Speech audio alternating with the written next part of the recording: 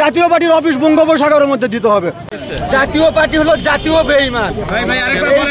জাতীয় পার্টি জাতীয় বেঈমান। জাতীয় পার্টি জাতীয় বেঈমান। কিভাবে ভাই?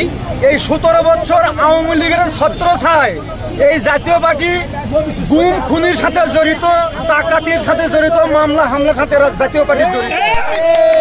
এখন জাতীয় পার্টি যদি টিকে থাকে, আওয়ামী লীগের যে ডাকাত সন্ত্রাসী যারা আছে জাতীয় পার্টির ছত্রছায়ায় ওরা আবার গুম খুন ডাকাত সন্ত্রাসী সব সৃষ্টি করবে, এই বাংলাদেশে অস্থিতিশীল অবস্থা তৈরি করবে এই জাতীয় পার্টির আওয়ামী লীগের লোকেরা।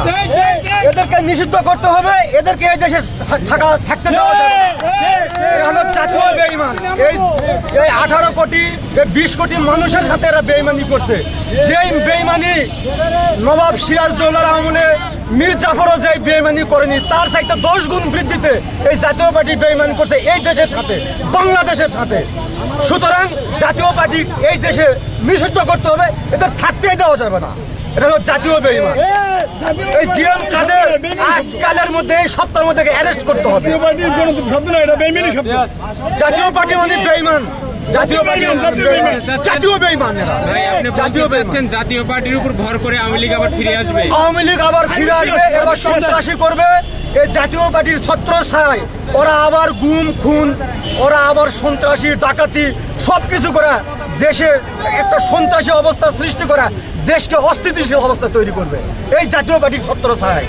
আগে জাতীয় পার্টি আওয়ামী লীগের ছত্রছায়ায় করছে, এখন জাতীয় পার্টির ছত্রছায়ায় আওয়ামী লীগ আবার ওই একই অবস্থা। সুতরাং জাতীয় পার্টিকে নিষিদ্ধ করতে হবে। জাতীয় বেঈমান জাতীয় পার্টি। গতকালকে আমরা দেখেছি নূরকে সারা বাংলাদেশের মানুষ, যারা এই মিডিয়ার যুগে, যারা নূরকে সবাই চিনে, যারা মূর্খ, যারা শিক্ষিত সবাই নূরকে চিনি। নূর এটা ঢাকা ভার্সিটির একটা শিক্ষিত ছেলে, তার উপর যে হামলা করা হলো, দেশের 20 কোটি মানুষ তার জন্য দুঃখিত, আফসোস করছে। নূরের উপর কেন হামলা হলো?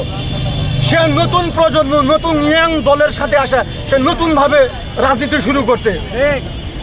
সে মানুষের ইয়াং মানুষদের কথা বলতেছে, অথচ তাদের উপরে এই জাতীয় পার্টির পক্ষ থেকে হামলা করা হয়েছে। তার গুরুতর অসুস্থ বর্তমান নূর। এখন আওয়ামী লীগের এই নূরের উপর হামলা করছে। ভাঙচুরের সময় আমি ছিলাম না, ওই সময় পুলিশের যে অবস্থা আমার ভালো লাগছে। এই অফিসে রাখা যাবে না, আমার ভালো লাগছে। এই অফিস রাখাই যাবে না, ঢাকা শহরের মধ্যে এই অফিস রাখা যাবে না। এটা বঙ্গোপসাগরের মধ্যে এই অফিস দিতে হবে। জাতীয় পার্টির অফিস বঙ্গোপসাগরের মধ্যে দিতে হবে। ওরা সন্ত্রাসী করুক বঙ্গোপসাগরে, ওরা সোমালিয়ার সন্ত্রাস ওরা।